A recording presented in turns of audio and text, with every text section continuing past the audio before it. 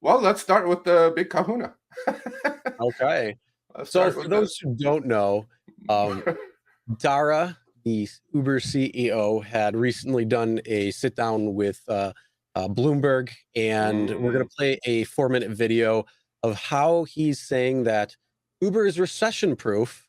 mm. And, some of the thing going into this before we get started, one of the things that he says that I'm going to point on later, he like explains how you can tell there's a recession by the exact opposite. So it's like a 180 on it. So, and I'm sure you probably picked up on that too. But I did. But I'm all just right, let's taking. get into the video. So Okay. it's about 4 minutes long, and Oh if yeah. whatever you want to put in the comments, go for it. Yeah. So we have this But four let's minute talk video about of the Bloomberg. economy.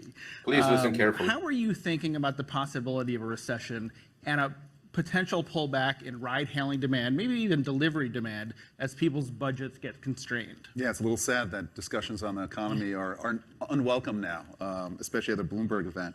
So I think there's lots of speculation as to whether or not we go into a recession or not. I'm not an economist, so I won't speculate.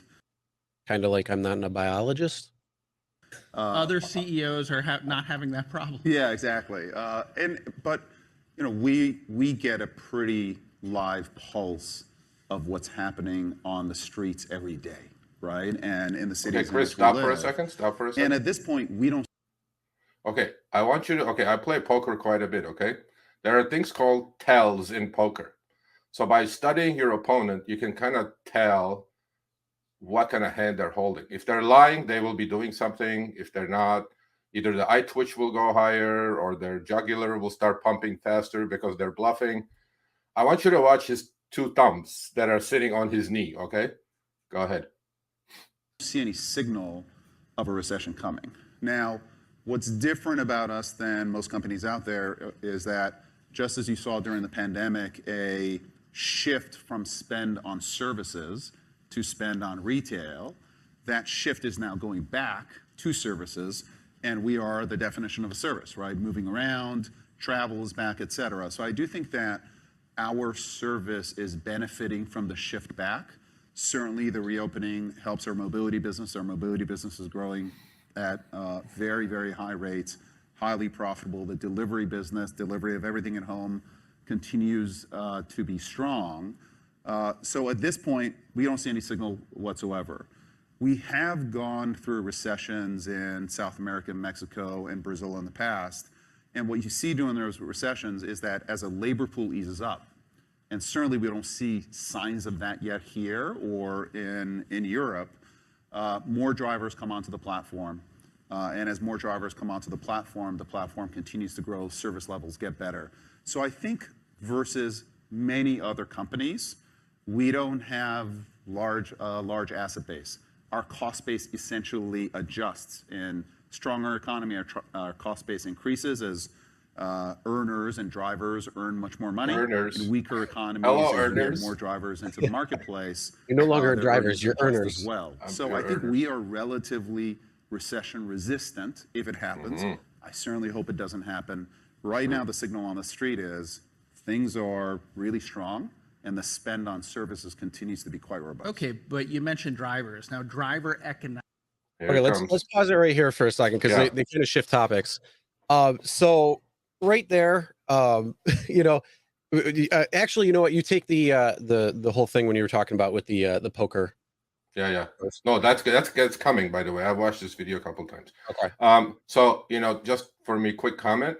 He says they're recession resistant. I'm not buying it. I'm just going to cut it short. The only thing actually I agree with him in this is that if there is a recession, now that he said that we had recessions in South America, the U.S. is not South America, my man. In South America, they still have some manufacturing going on. In the US, we just depend on service. Our GDP is based 75% of consumer spending. If consumer spending goes down, you're going to get crushed. That's the other thing. And the last thing I'm going to say is one thing, again, I agree with him, is that he's going to lower his costs because when a recession hits, everybody and their uncle is going to be out there driving, trying to put food on the table. That's the only time and the only single time they're going to have enough supply of drivers out there. That's the time that Uber is not going to complain about having enough drivers out. They're going to cut the bonuses. They don't. That's what he's talking about, by the way. When the economy is bad, their cost basis goes down. When the economy is good, their cost basis go up. The cost basis is the driver. So when there's a lot of drivers out there, we don't have to put out bonuses because they have to drive for slave wages anyway. But if the economy is strong, the cost basis go up because, we have to offer these bonuses to get these drivers back on the road. So that's the only thing I agree with him so far. Yeah. And then, the whole thing that drivers, whenever you a lot of the comments you see is, if the drivers stop driving, we wouldn't have a service. Well, yeah, that's absolutely true. But in a recession, because you're going to have so many people trying to look for jobs, whether they're laid off or looking for extra money to try to soften the inflation and all that, then you're going to have more drivers on the road. But then it comes to, is there enough rides to actually, continue? Because the riders are the ones who are paying. The drivers are the ones who are completing the service to make the whole transaction possible. So you need one and the other to actually make it work. If you take one of those away, then, the system itself does not work. So in this case, yeah, you're probably going to have a huge supply of drivers. So drivers, try to do what you can when you have promotions right now, because as layoffs start to happen in, other sectors and things like that, where might they go? Well, it's easy entry when it comes to Uber, Lyft, and some of these other places. So, make sure you sign up for different apps, try them out, see what you like, and then take advantage of those bonuses that they may be offering right now, because in the future they might not. But also, if there's no rides coming in, well, they're going to be in the same boat as, having no drivers and trying to get riders. So what is that going to look like then? Yeah, 100%. What's going to happen is that there's going to be so many drivers. We did that oversaturation video, which was very popular, and I can already see it happening. He's talking about their supply and their cost going down because there is a lot of drivers, and pickup ETAs are going to go down on the passenger side. But what also is going to happen is there's going to be a demand destruction when the recession hits. I don't think too many people are going to pay $25 for a burrito or $30 for a ride. Now, there'll still be people doing it. Don't get me wrong. It's not going to go to zero, obviously, but it's going to get reduced because a lot of people are hurting due to inflation and high gas prices anyway. So let's see his thumbs on the next one. Hey, Mary in the house. I know Mary from somewhere. I don't know where, but I know her from somewhere. Well, one of the things though with all of that, first though, oh crap, I forgot what I was going to say. Oh my God, what was I going to say? You made me lose my train of thought. Early onset of Alzheimer's, bro. Come on now. No. Oh, I've just been crazy all day, so I know. I can tell. Just trying to calm it down for the show, but you'll remember it. Yeah. We'll just move on for the moment. Yeah. Economics right now are under assault. I mean, as we all know from filling up our gas tanks, watch his thumbs, of a Tesla, or from those social media photos of $10 gallon gas. Yeah. That's hitting drivers. Now you have are you watching the thumb? Fee the right to thumb? help drivers, a gas surcharge, but you're sunsetting on the delivery side. So what else can you do to help drivers who are now finding the economics of driving for Uber aren't what they once were? I think the good news as it relates to drivers is that if you think about a driver as essentially a small business owner, the revenue side of the business looks really good, right? And while inflation is pressuring every business as it relates to driving now, drivers we talked about last quarter, drivers who drive, call it 20 or more hours on the platform, are earning in the U.S. $39, over $39 per utilized hour. So the revenue side of the equation is looking quite healthy. And while the costs are up, the costs are up, and no one's happy about gas prices right now. When you look at the driver P&L, so to speak, actually looks pretty healthy. And we're seeing more drivers come onto the platform as a result. I'm certainly hoping for lower gas prices. Everyone is. But it's not affecting our business. Have you thought about preserving that fuel surcharge on the delivery side, or extending it further on the look at that right well, thumb, certainly bro. On the mobility side, at this point, we intend to extend it. On the delivery side, a significant amount of our deliveries come from bikes, scooters, et cetera, that isn't as directly affected by those kinds of things. But let's So in other words, if you for the delivery sector out there, you're not getting a surcharge anymore because several of the deliveries are on bikes and scooters, but yet you're driving your car in several areas of the country, and sorry, not getting it anymore.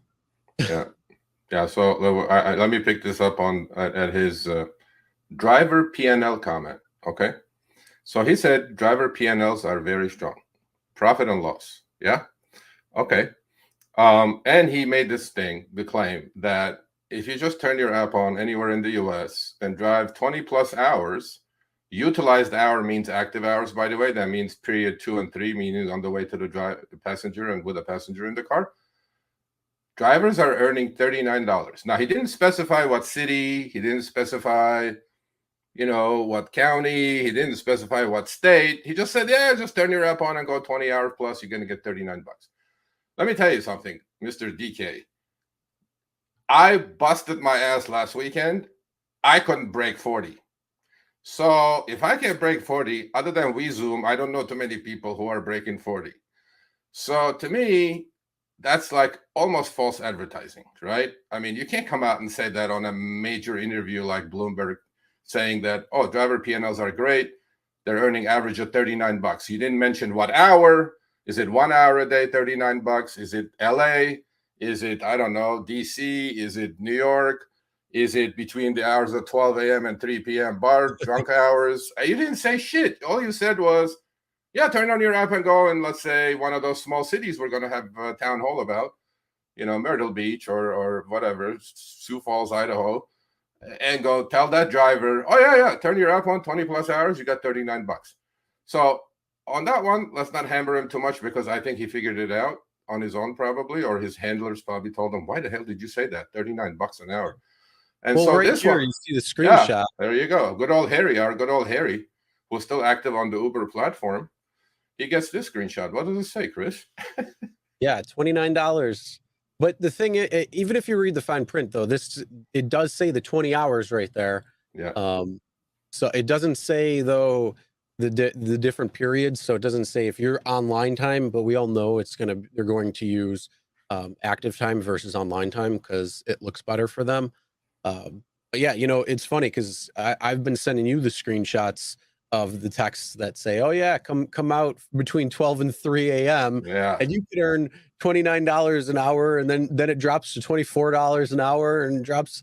It's like, I mean, I know that they're using historical values and projections and stuff like that, but still, it's but no, I mean, that's false advertising. So Mech 514 says, I think that 39 was an overall average over the entire platform. Mech 514, I don't know of any Uber Eats driver that's averaging $39 an hour. The only people who may average $39 an hour would be rideshare drivers, and it'll be either San Francisco or LA, or maybe DC, maybe Atlanta with stupid bonuses. That's not happening, buddy. Plus the 39, he said it's utilized hour. So there's 3 phases, actually 4 phases, period 0, 1, 2, 3. Utilized hour means active hour. So that's period 2 and 3. Nobody's making $39 an hour. So to me, and Harry's screenshot was, by the way, we confirmed with Uber, it is period 1, 2, and 3, meaning you're idling, you get the request, you drive to the passenger, pick him up, and finish the ride, right? So his screenshot, which is from Uber, said 29. The CEO says, 39. I'm like, bro, nobody's making $39 an hour with $7 a gallon gas in California, okay? All right, thanks for watching. That short little clip was from our live stream, Show Me the Money Club with Sergio and myself, Tuesdays, 6 p.m. Eastern, 3 p.m. Pacific. Make sure you subscribe, turn on all notifications so you'll be notified when we go live, as well as all of our awesome content. Make sure to check out this video right here, which will take you to the entire live stream, or check out this video right there. All right, drive smart, everyone.